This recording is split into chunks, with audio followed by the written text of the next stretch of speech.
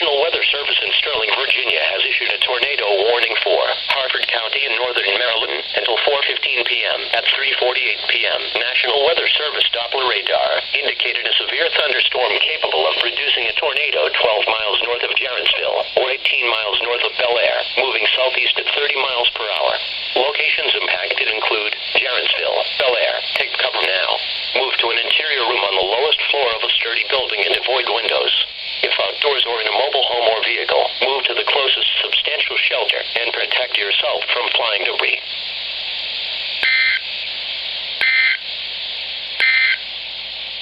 Now for